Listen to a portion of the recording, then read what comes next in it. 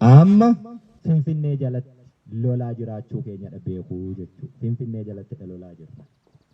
Ni qabattaa? Ni shakkitaa? Ni qabanna. Shakkiin tokko iyyuu hin jiru. Xiyyaara isaas argiteetta, taankii isaas argiteetta, diishqaa isaas argiteetta. Homaattuu hin ba'u. Kilaashiin jala siqanii lolanii jechuudha. Isa immoo beektaa muuxannoo isaatti qabdaa. Ati sanaaf cuuphamteetu baate. Yeroon kun immoo yeroo dhaloota kanaati. Dibata qabnaa, kakuu qabnaa, ni injifannaa jechuudha. Shakkiin qabnu sanarraa tokkoyyuu. Sanarraa shakkii tokkoyyuu hin qabnu jechuudha. Bifa kamiinuu yoo ta'e Oromoof nuti toluma duuna. Toluma duuna. Isa nu jibbuufis lubbuu laanne, isa nu jaalatuufis lubbuu laanne. Isa nu jaalatu immoo waliinidha lubbuu laanne. Waliinidha lubbuu laanne.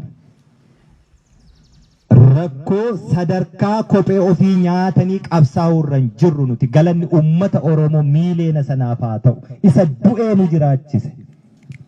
Kanaaf yoomiyyuu taanaan duuba deebiin hin jiru. Itoophiyaan har'aa raafamaa jirti akka aannanii. Itoophiyaan raafamtu kana ni raafna. Raafamuus qabdi. Yoo raafamuu baatte aannan qammane taati. Aannan qammanee ajaa'ee ni bada. Akkas taate raafamuun dirqama. Yoo raafamte immoo dhadhaa fi dhama baachi keessaa. Kanaaf nuti raasnee dhadhaa sana baasuu qabna.